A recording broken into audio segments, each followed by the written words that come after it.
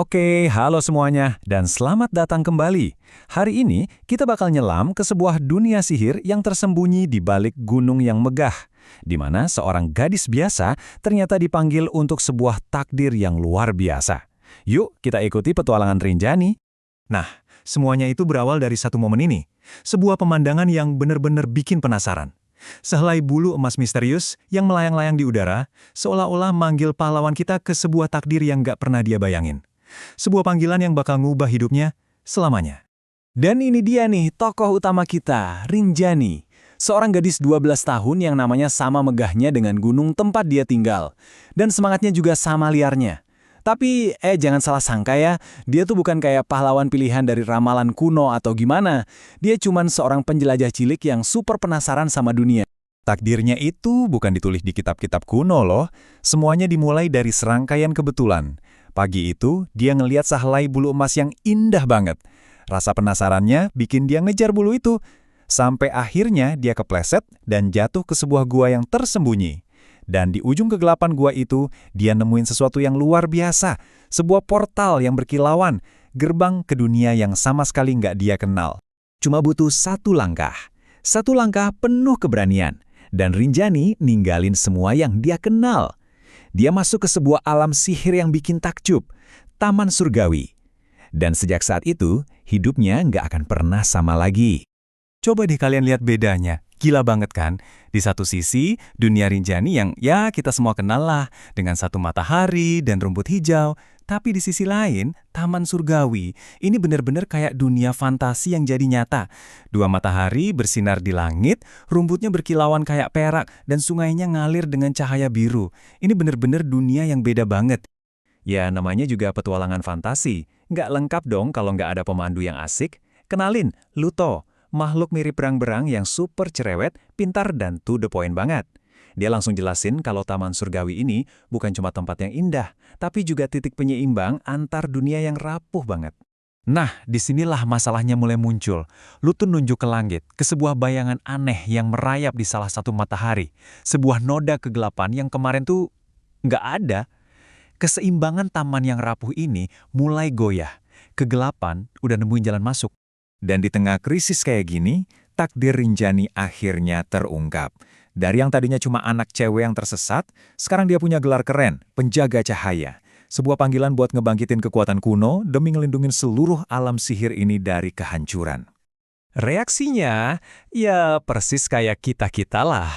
Tapi kenapa harus aku? Dia kan cuma gadis biasa dari gunung.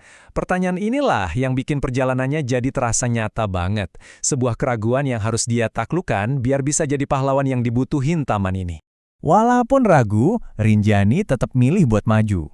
Dan dari sinilah ujiannya dimulai. Momen di mana dia harus berubah dari cewek biasa yang bingung jadi pahlawan legendaris yang emang udah ditakdirkan buat dia. Perjalanannya baru aja dimulai.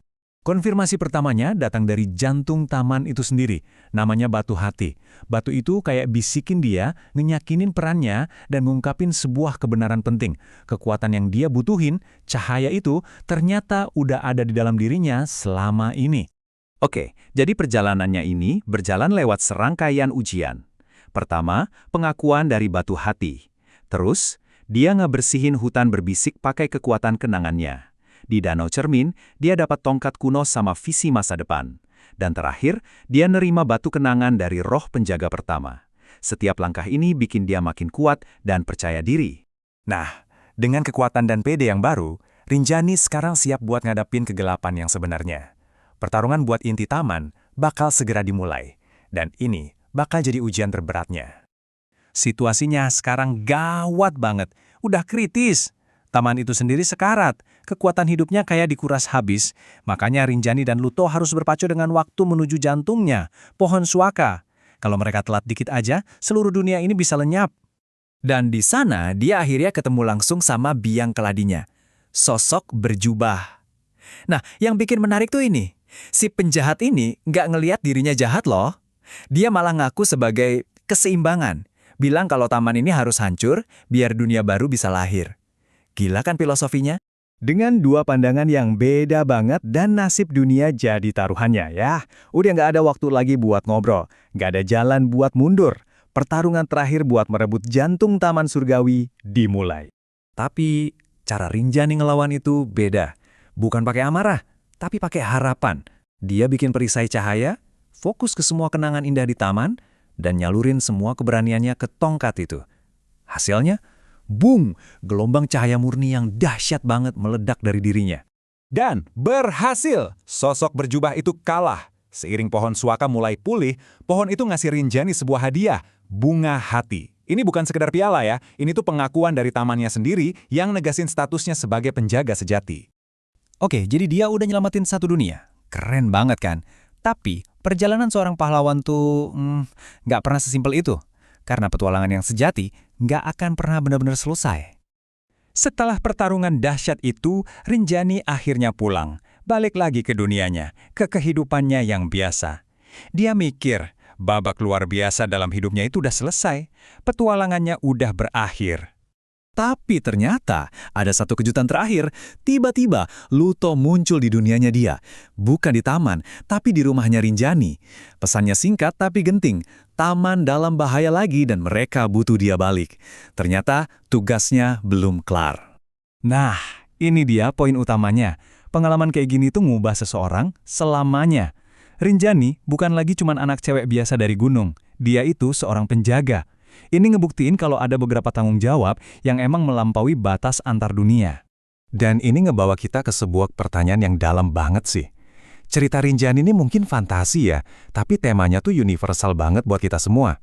Saat tugas memanggilmu, saat kamu menemukan tujuan hidupmu, apa petualangannya bakal benar-benar berakhir? Makasih banyak udah nyimak pembahasan kali ini.